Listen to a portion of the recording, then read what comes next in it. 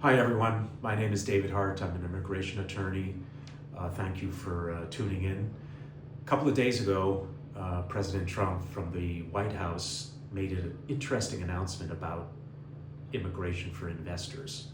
He's calling it the gold card. It's, I think, called the golden visa, but essentially it's to replace what exists now, which is called EB-5, which is basically an investment of $1 million into a US company that creates jobs for US workers. That's always been what EB-5 is about, going back to its inception in 1990.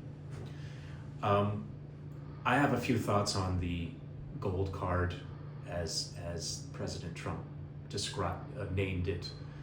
Apparently, it will be a donation to the US Treasury to reduce the national deficit. $5 million donated in that way will give immediate permanent residency to the donor and his or her family, meaning spouse and children, up to the age of 21. There are really no other details about this other than that it's intended to reduce the national debt. So the first thing is, it has to be a law that's passed. It cannot be done by executive action or executive order.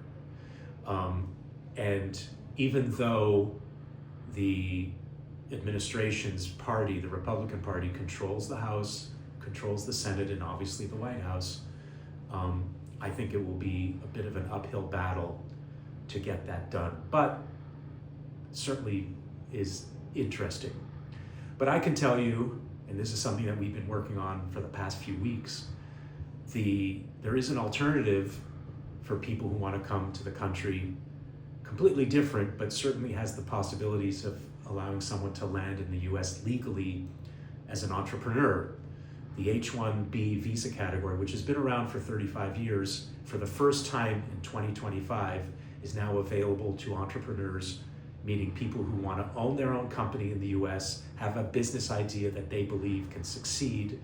They can, of course, if they're at the professional level, they can use the H-1B now for the first time to enter the United States with that H-1B, and basically at the same time, they can have an ownership participation in the company that's filing that petition. And it could be a brand new company too, that just recently was created or registered. There is a very high demand for the H-1B visa, so there is a registration period that starts March 7 until March 24, so literally starting in the next few days.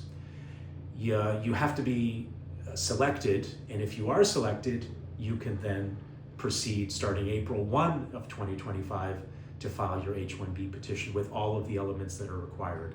So if you're interested, and if you think you have an idea to start a business in the US, I'd encourage you to join one of our free webinars every Tuesday at 11 a.m.